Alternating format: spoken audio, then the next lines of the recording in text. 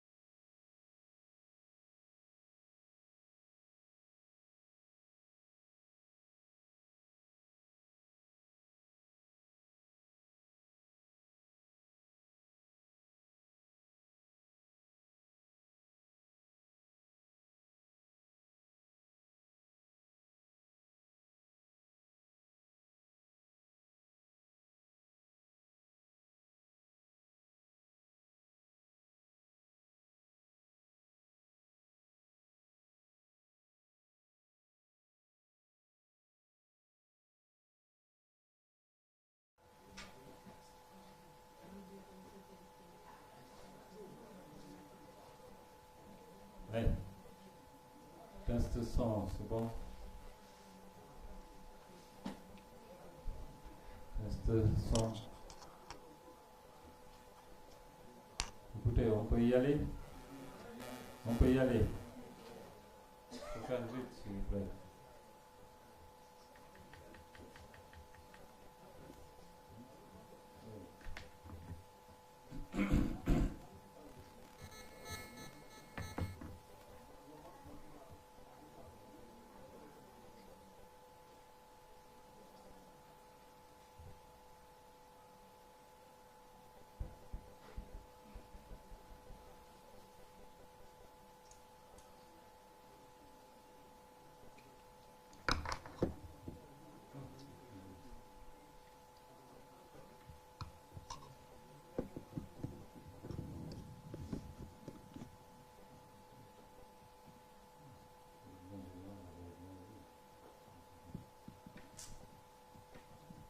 Abdou. Oui. C'est bon. Écoutez, là, si vous ne pouvez pas régler ça, on sera obligé de laisser les gens poser leur micro ici.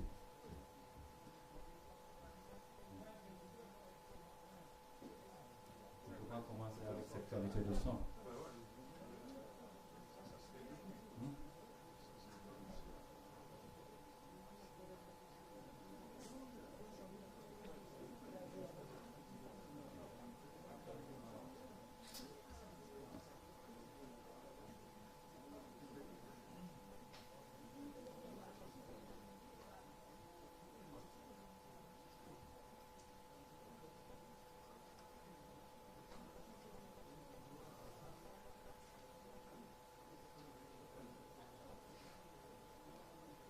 Je pense qu'on s'attendait à un match difficile, et surtout que les Sénégalais évoluaient sur leur stade devant des milliers de fans.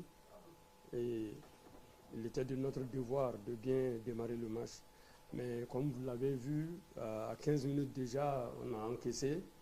Et après, il fallait courir derrière l'égalisation. Mais je pense que deux plans tactiques se sont affrontés ce soir. Et nous avons cherché à affaiblir la machine sénégalaise et pouvoir profiter en deuxième mi-temps. Et je pense que ce plan a payé. Merci, coach. À présent, nous prenons vos questions. Oui. Vous vous présentez et vous posez votre question. S'il vous plaît, une seule question, puisqu'on n'a pas beaucoup de temps. Une seule question. Merci.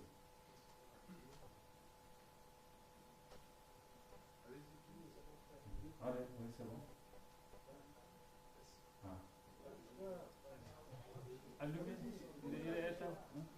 Bonsoir coach, toutes nos félicitations. Voilà, ça a été Sport TV.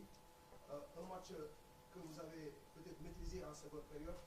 Après un but encaissé. À quel moment du match vous avez senti que cette équipe sénégalaise jouait arrêtée et que ne courait plus? Et que sur le côté droit, on a senti l'arrière droit Issa Traoré et Ousmane qui a remplacé le joueur de Banmous qui est sorti sur blessure, et que c'est sur ce côté droit que vous avez beaucoup fait mal. À quel moment du match vous avez senti que l'équipe du Sénégal était prenante? Bon, je pense que depuis la phase de préparation, on s'attendait à ce match, comme je l'ai dit, et on savait également qu'on pouvait faire un résultat ici.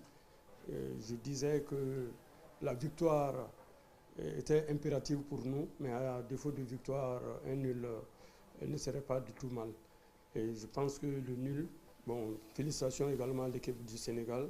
Comme on l'a dit, c'est une équipe joueuse, mais nous aussi, on a démontré que le Burkina aujourd'hui doit être respecté sur le plan africain parce que le Sénégal est mondialiste, le Sénégal est champion d'Afrique.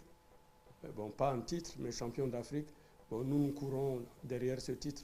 Donc, je pense que nous avons su maîtriser vraiment ce match-là, comme vous l'avez aussi remarqué, surtout en deuxième mi-temps, c'est ce que j'ai dit. Voilà, donc, le Burkina, c'est d'abord, depuis la nuit des temps, c'est notre engagement, notre détermination. Voilà, donc c'est une question de culture. Donc, nous sommes chaque fois déterminés. Voilà. Merci. Au suivant. Oui. Bonjour coach, bonsoir. Bonsoir. Coach, est-ce que le système mis en place par votre collègue Aliou Cissé, est-ce que c'est ce qui vous a arrangé surtout en seconde période? Nous avons constaté quand vous êtes revenu des vestiaires, vous avez accéléré, vous avez eu beaucoup d'occasions, vous avez commencé à acculer cette équipe sénégalaise. Quelle a été votre consigne et quelle fébrilité vous avez senti de l'équipe sénégalaise? Bon, je pense que je ne saurais parler de ça parce que vous savez qu'il y a le match retour. Mais je pense que l'équipe sénégalaise est une très bonne équipe, une équipe joueuse. C'est ce que je retiens. Bon, avec un entraîneur que je respecte beaucoup. Et bon, nous attendons de voir le retour. Maintenant, s'il y a des explications, on pourra répondre.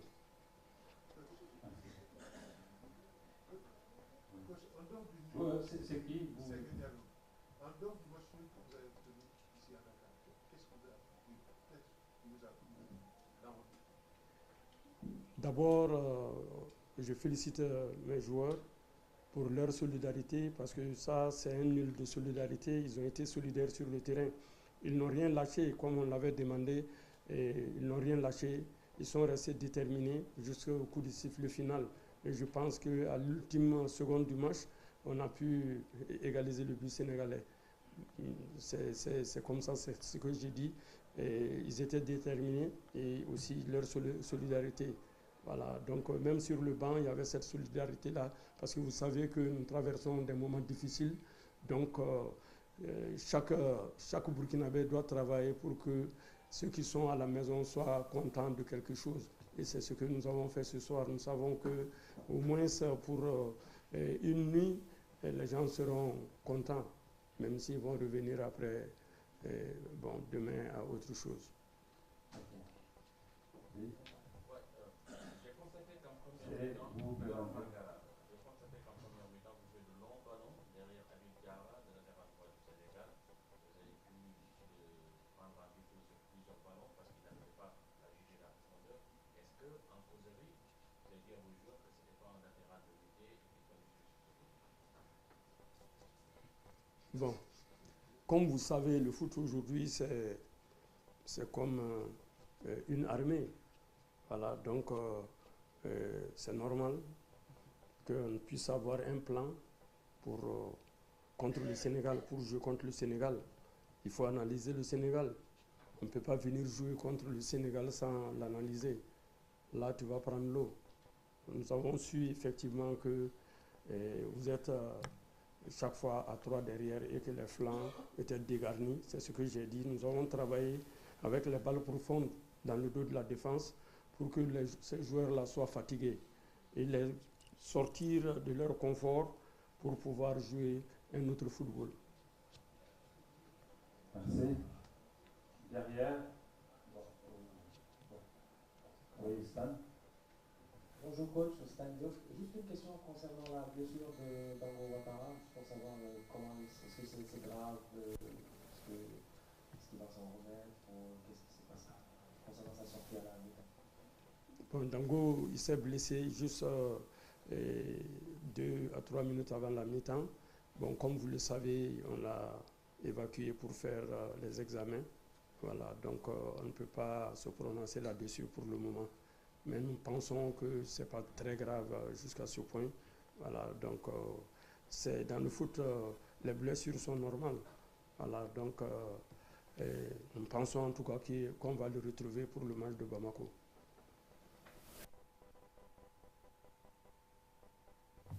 Bonsoir coach. Bonsoir. Aujourd'hui, vous avez tenu en échec cette équipe du Sénégal, donc ici à Termiado, avec des jeunes joueurs qui ont vraiment maîtrisé le jeu du Sénégal. Maintenant, on peut parler d'une nouvelle ère avec cette équipe du Burkina, parce qu'on a vu aussi que des cadres comme Bertrand Traoré, comme Tayo, comme Kofi sont absents de cet effectif.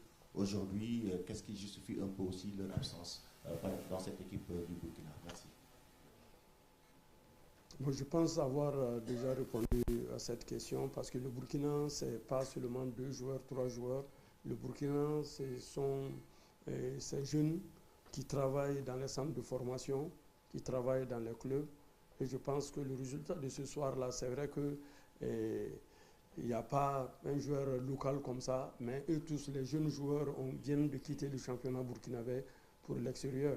Quand on prend Camara, quand on prend le buteur de ce soir, ils viennent de quitter. Voilà. Donc ça travaille aussi, comme ici au Sénégal, ça travaille dans les centres de formation et nous essayons en tout cas de mettre une bonne équipe, surtout au niveau des petites catégories, pour que cela puisse influer sur le rendement de l'équipe senior.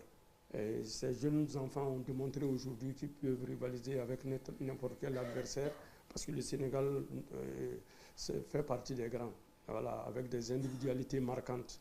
Voilà. Si nous avons pu le faire, bon, ça voudrait dire qu'on a quand même du potentiel. Merci. Nous prenons la dernière question. Oui. Félicitations. Monsieur, vous êtes qui? Je m'appelle Abdoulaye Thiam, je suis journaliste. Coach, félicitations pour ce point qui est à Dakar. Je vais vous poser une question sportive, mais aussi plus ou moins diplomatique, parce que le Burkina représente beaucoup de choses pour l'Afrique. Vous avez parlé tout à l'heure de votre ADN, qui est souvent très bien aimé au niveau de l'Afrique. Au-delà de tout ça, quand même, qu'est-ce que ça vous fait d'être contraint de jouer 6 matchs à l'extérieur? C'est une bonne question. Et nous étions au stade du président Abdoulaye Wade, on était vraiment contents et même fiers pour un pays africain, parce que c'est un très beau stade, mais nous avons des difficultés, comme vous le savez. La situation au pays n'est pas facile, on ne peut pas penser à un stade pour le moment, et c'est difficile pour nous de nous déplacer pour jouer nos matchs. Voilà, c'est vraiment difficile pour nous, mais nous pensons qu'avec l'aide de tous les pays africains, le Burkina s'en sortira et pourra également, dans une dizaine d'années, peut-être avoir un stade aussi beau, joyeux que ce stade-là. Nous pensons et nous l'espérons. Mais nous pensons également que vous pouvez également nous aider à retrouver la paix, parce que la paix des Africains compte beaucoup. Merci beaucoup. Merci. Alors, nous allons enchaîner tout à l'heure avec le coach du Sénégal.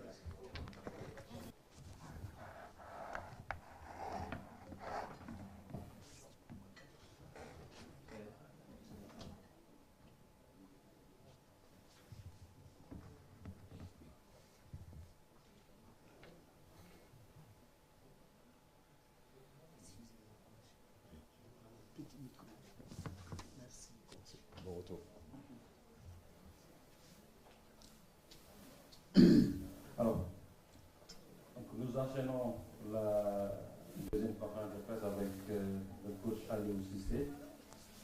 Après ce match nul contre le Burkina Faso, comptant pour la première journée des éliminatoires de la CAN Maroc 2025. Coach, que peut-on retenir de ce match nul que vous venez de concéder ici? Un match nul, c'est sûr et certain que on est un peu déçu du résultat. Quand on regarde la physionomie de la première mi-temps, à mon avis, on aurait pu tuer le match depuis la première mi-temps. Mais ces éliminatoires-là, c'est vrai que nous, on a l'habitude de bien les commencer, c'est-à-dire empocher les 3 points. Ça n'a pas été le cas aujourd'hui.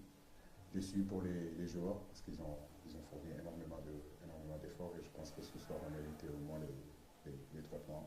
Féliciter l'équipe du Burkina Faso qui n'a pas non plus abdigué et qui est allée jusqu'au bout et égalisé. Merci. Nous prenons les questions. Oui, après, allez-y d'abord. Bonjour coach, c'est Raphaël j'aimerais savoir c'était quoi le projet, parce que moi personnellement je n'ai rien compris de ce qui a été fait sur le terrain, surtout en seconde période. 90 minutes, un seul tir cadré, c'était le but, et sur l'erreur de la défense du Burkina. C'est quoi franchement le projet de jeu? Le projet de jeu, c'est-à-dire aller un peu plus dans le poser la question, parce que le projet de jeu, ça c'est vaste. Qu'est-ce que vous avez voulu jouer dans cette quoi le plan? Voilà. Merci. Oui, c'est le plan de jeu, c'était quoi dans cette partie, dans ce jeu? Parce que personnellement, en regardant la rencontre, je n'ai rien compris. 90 minutes sans un seul tir cadré, une erreur de la défense burkinabé. C'est pas une erreur, c'est une pression qu'on a mis dessus. Je dis, si le défenseur était un peu mal et donnait la passe plus tôt, on n'aurait pas arrivé à là. Écoutez, Raphaël, s'il vous plaît, vous posez une question et puis vous donnez le micro. Monsieur, vous n'avez pas la parole.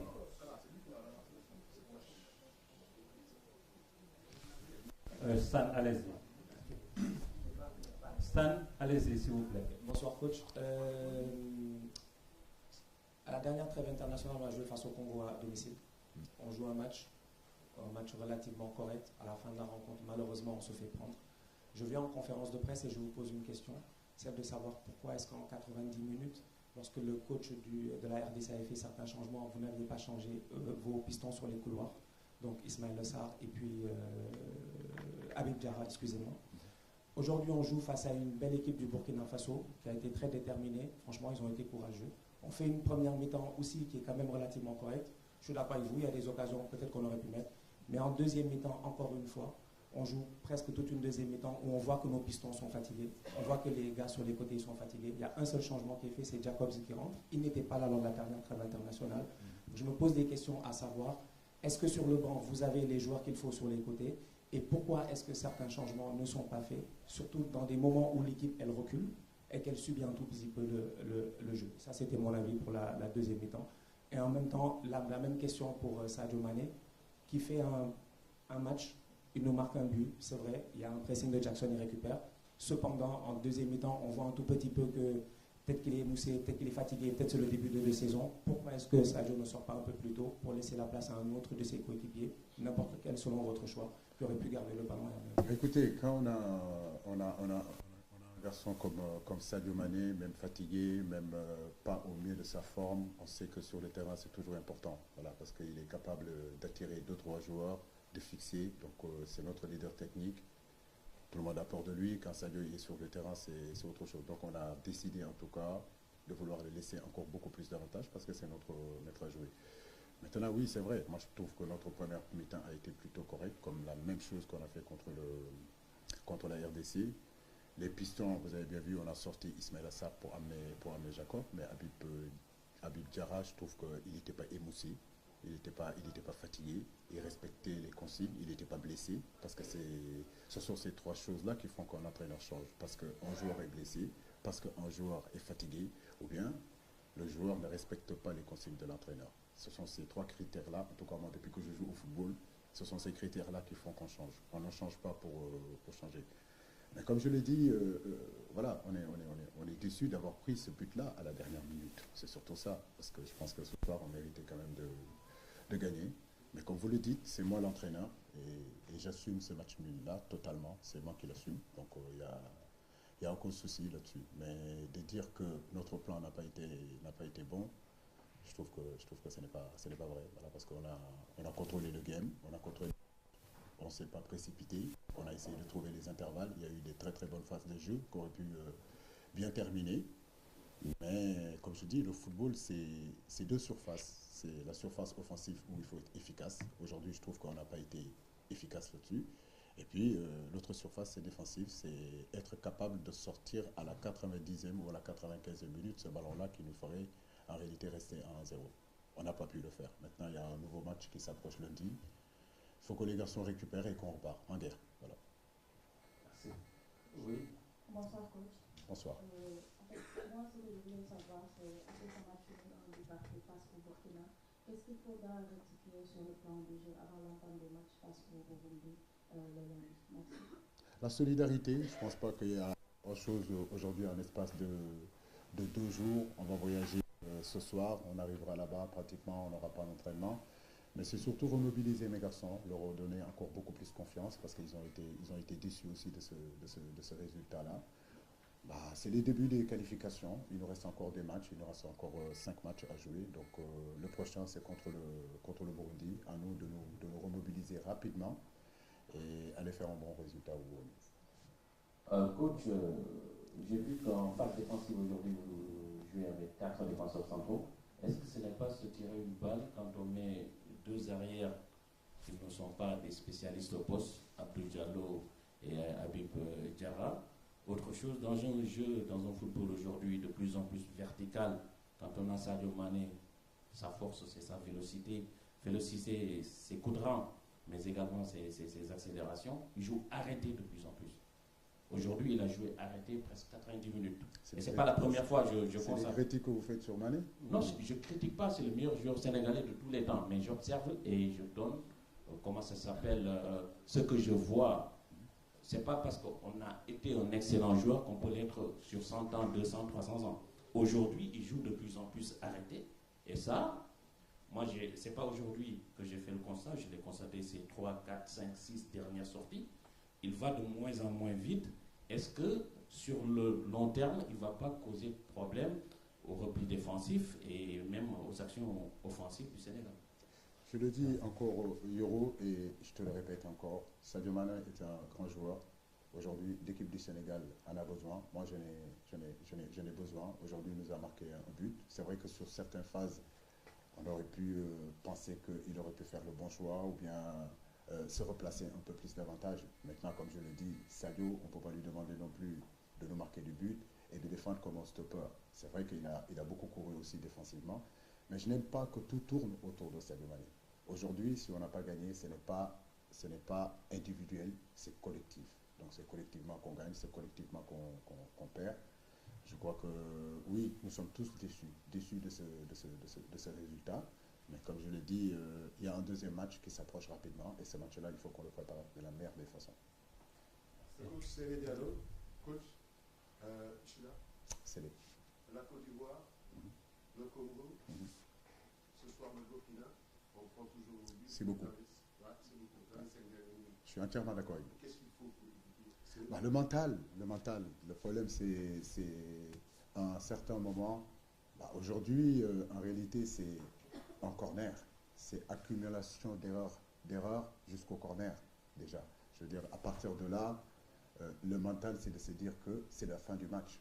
C'est terminé, le match, il est fini. Il suffit juste de mettre une tête pour le sortir, un genou pour le sortir. On ne l'a pas fait. Et il faut qu'on revienne un peu plus à cette agressivité-là.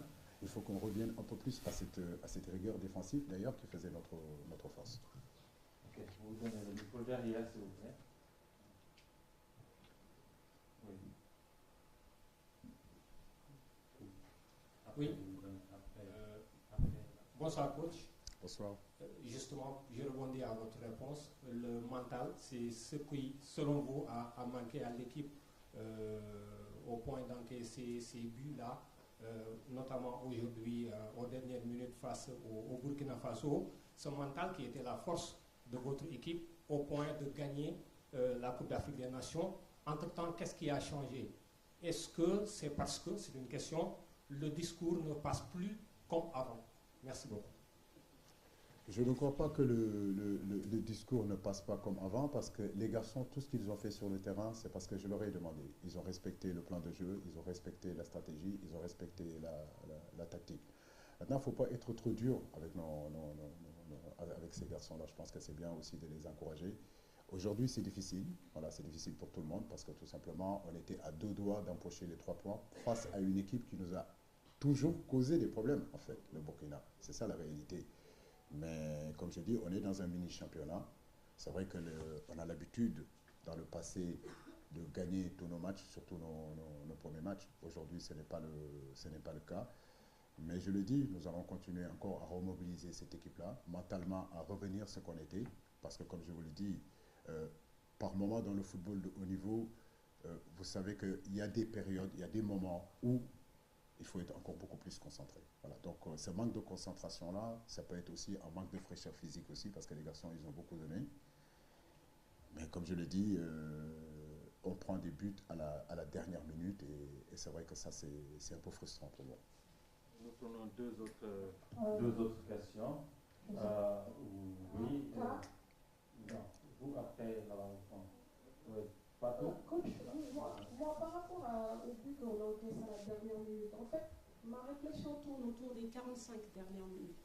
Quand on entame la seconde période, on sent que l'équipe s'essouffle. On prend encore une fois, on concède beaucoup de coups de pied arrêtés. On sent à chaque fois que bon, ça arrive. Pourquoi on n'a pas la même façon de jouer quand on entame la première période et la seconde période? Est-ce qu'il y a un coup de pompe physique? Qu'est-ce qui explique qu'il y ait cette baisse de régime, qui explique que justement on est acculé? Et à force d'être acculé, on finit par encaisser. C'est une très bonne question, Fatou. Je crois que si vous regardez bien les matchs du Sénégal, on met énormément d'intensité en première période. Peut-être que oui, cette intensité-là qu'on met en première période, nous le payons peut-être en deuxième période. D'où l'importance, en réalité, quand nous sommes en possession de cette balle-là, de pouvoir le maîtriser, de pouvoir le contrôler, pour pouvoir récupérer. Et ce n'a pas été toujours le cas sur ce match-là. Nous avons beaucoup joué en transition, alors qu'il y a eu des moments où il fallait poser le pied sur la balle. On l'a fait, mais pas beaucoup de temps. Et en contrôlant le game, en contrôlant le match, en se faisant des passes, en contrôlant la conservation du ballon, ça permet à l'équipe de récupérer. Mais c'est vrai que c'est un axe de travail. Nous devons nous poser la question. Peut-être que c'est l'énergie, l'intensité qu'on met en première période. Peut-être que c'est ce qui fait qu'en deuxième période, on est moins frais et on est plus en souffrance. Et d'ailleurs, on fait beaucoup de fautes techniques sur cette deuxième période-là. Je pense qu'on aurait pu contrôler le match encore mieux, conserver le match, le ballon, les laisser venir un petit peu plus pour pouvoir percer à l'intérieur. Mais on est allé tout foufou à l'idée de marquer ce deuxième but-là. Par moment, il faut qu'on sache qu'en face de nous, il y a une très belle équipe. À 1-0 aussi, c'est un bon résultat. Merci. La dernière question. Bonsoir, coach. Moi, Sani, des sports. Tous nos encouragements, c'est un nul amer, mais on ne va pas cracher sur le point. Que je vais parler un peu tactique, parce qu'en première période, comme l'a dit Stan, c'est un match abouti, qu'on a dominé, qu'on a maîtrisé, et que chaque fois qu'on avait le ballon, on était avec 3 centraux, et qu'on procédait par sortie de balle très posée, avec un 3-4-2, 3-5-2, avec Sadio et Nicolas devant. Mais à chaque fois qu'on perdait la balle, on se retrouvait avec 2 lignes de 4. Et que sur ces 2 lignes de 4-là, on avait Pape Matar Sarr qui occupait le milieu droit, qui n'est pas à son poste habituel. Et qu'en deuxième période, à la 70e, avec la sortie de Ismaël Sarr, on a vu que l'équipe adverse a commencé à pomper sur le côté gauche. Qu'est-ce qui explique la rentrée de Jacobs à la place de Ismaël? C'est ce qui a fait, peut-être à mon goût, déséquilibrer un peu l'organisation ou l'animation du jeu. Bon, Malal, quand je fais le changement, quand je ne fais pas de changement, vous me reprochez que mes changements sont tardifs. Moi, je ne vous reproche pas ça. Non. Je fais un constat et je pose la question. Vous pouvez être d'accord comme vous le comprenez. C'est un constat, c'est moi que j'ai fait. Je peux? Voilà. Quand je fais des changements tardifs, on me dit que je fais des changements tardifs. Aujourd'hui, nous avons 26 joueurs. 26 joueurs où l'idée, en réalité, c'est de doubler les postes. Nous avons 2 matchs. 2 matchs où nous savons que dans le système où nous jouons, les pistons courent énormément.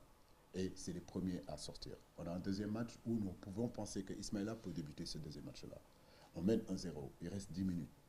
Jacob est là. D'habitude, c'est le spécialiste du poste. Je pense que c'est une évidence de le mettre. Maintenant, nous passons à un 5-3-2 qui se transforme en 4-4-2 défensivement.